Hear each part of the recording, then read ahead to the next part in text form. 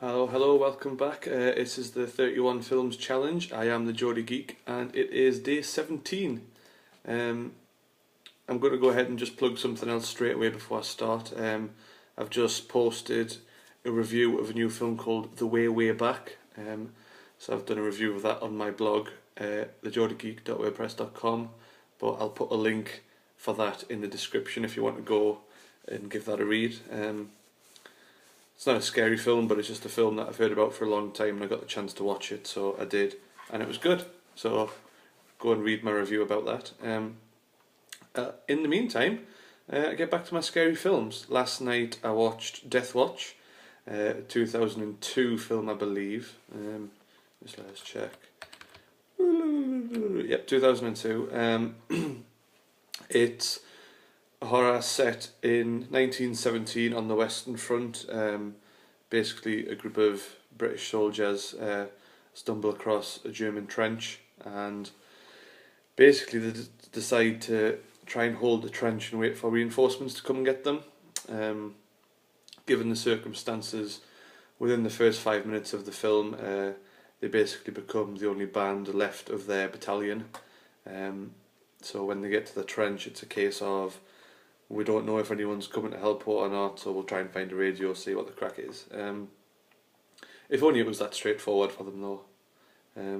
They get there, they find a couple of German soldiers there who look like they're defending themselves from something, and obviously there's a host of, they go through the trenches anyway, they keep the German guys there who seem distraught. They go through the trenches, basically find a load of bodies, and they start thinking that something fishy might be going on.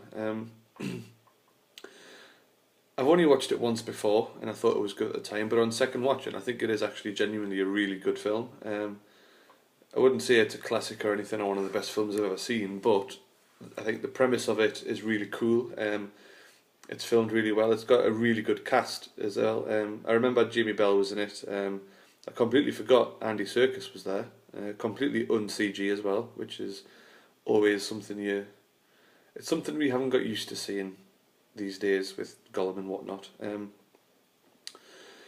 I think one of the other reasons why I think the film does so well and why it's so enjoyable is because, yeah, it's a cool horror story in itself, but it is kind of commenting on a larger thing, if you want to go deep into it anyway. Not that you've got to go that deep to get this out of the film, but it's basically an allegory for how evil war is. I'm going to go into spoilers for it, just so I can talk about it a bit more, so if you haven't seen it, go and watch it. If not, just mute it for a bit, and I'll do that when I finish talking about it, so you can unmute it. So yeah, they get there and the German soldiers are absolutely petrified by something, not the British soldiers that have just snuck up on them. So basically what it turns out that these trenches are kind of haunted by something, ghost Nazis if you will. And basically it's another film that kind of shifts in tone between the first half and the second half. But the first half, it's like it's night and everything, and it becomes it's really intense and hard to focus on things visually on the screen because it's so dark, which again is another really cool thing. I can't remember what film I said that about earlier this month, but I think this one does it really well. And it is really tense. Not so many, there's no massive jump scares in it. It's more about building it up, so you're really uneasy, so you don't know if anything's going to come and happen and stuff, which is kind of the premise of a jump scare, but I think it's kind of more effective in that it builds it up and then just leaves you there hanging, so you've still got all this tension inside you and you've kind of been left short, so you're a bit like, oh, what do I do here? And then all of a sudden, oh! So, you know, that wasn't the wave to unmute, so just mute again. But yeah, like I said, the overwhelming theme for me on second watching was about how evil war is, especially when you think the fact that we've got this group of British soldiers, there's about 7 or 8 of them I would say, and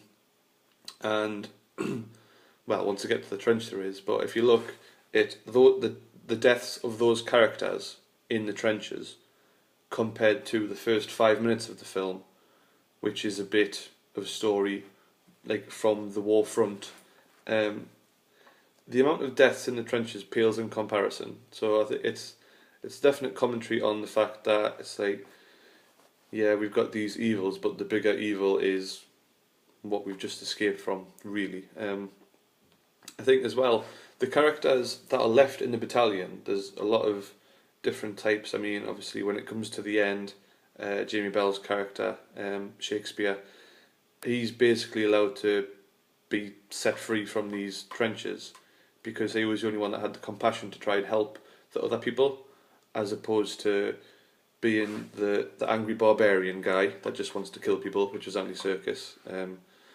The crazy nutjob religious guy that thinks it's all there for a reason and stuff. And even the guy that was what I would imagine most people would be, the guy that sees all the sense and looks around, sees all the signs and just decides he doesn't want to be there, really.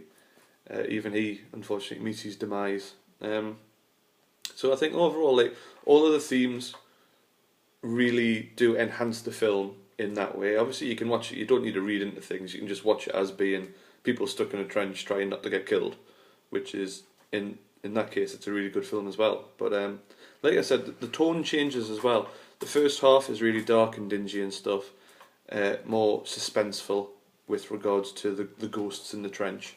And then the second half of the film, once they've kind of realised, look, shit's hit the fan, basically, it comes to daytime and you start seeing like more of the effects, like the barbed wire coming out the ground and stuff.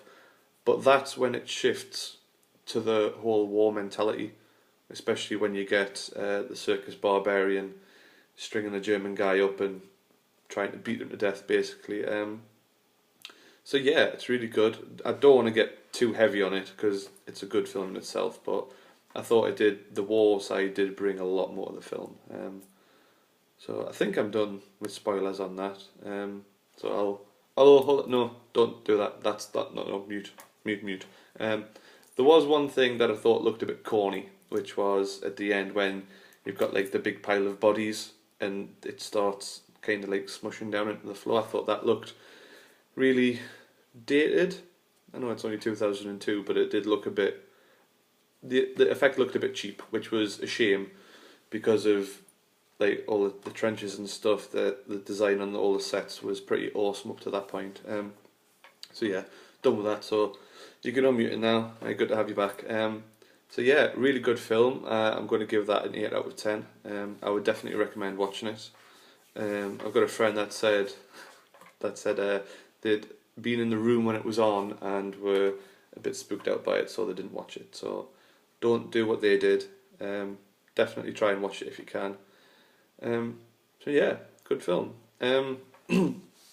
Just as a side note as well, obviously with it being October and Halloween and stuff, websites are doing different things, and I read an article on IO9 today. They've done their first half of the 50 creepiest TV shows episodes. So I'll put the link in the description if you haven't already read it. But basically, I just wanted to mention it because you get some obvious ones that you would like. There's some X-Files in there, Twilight Zone, there's some Buffy and Angel and stuff. But some of the first few that came up just reminded us of some really cool TV shows I used to watch when I was little. And I think I might try and revisit some of them before the month's over, just as a little bonus. There's the three of them. There's one that I completely forgot about, which was Erie, Indiana. I think that was 1991 to 92-ish. So that was really cool. And then there's Goosebumps, which was obviously based on all of the Goosebumps books by R.L. Stein, which I'm pretty sure I had 99% of them. And the best one that I've been looking for ages is Don't Be Afraid of the Dark. Is it Don't Be Afraid or Are You Afraid? This is probably why I haven't found it. Should do my research a bit more. But yeah, I'm going to try and revisit some of them.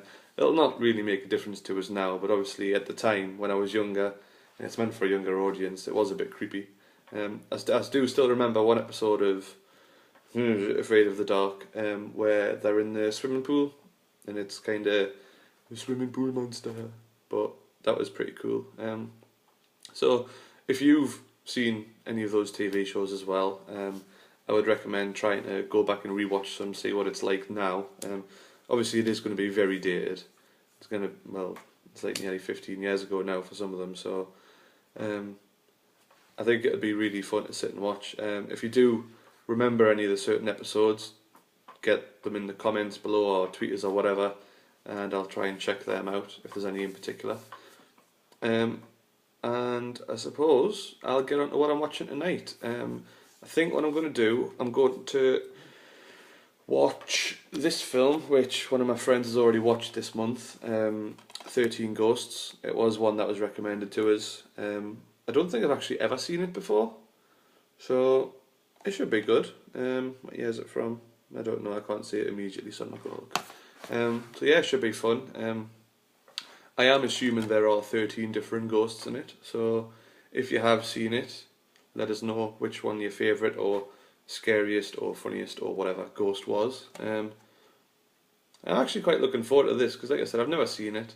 It's always a one that gets pushed to the front of the HMV shelves come Halloween, so it should be fun. I do have some other films that aren't scary that I want to watch at some point, so I might be watching them, but I've also still got White Noise too, so tomorrow I'll either have a review of 1 or 2 films, I'm not sure. I think that's all. Remember, get your comments in below if you've got any films that you think I should watch, that you've watched, any comments on any of the stuff I've said. Like if you like it, subscribe, share it with all your friends. You can talk to us on Twitter. I'm @Dixon10. Use the hashtag 31films. My blog is thegeordiegeek.wordpress.com, but again, these will all be in the description. So I guess I'll see you tomorrow. Have a good night.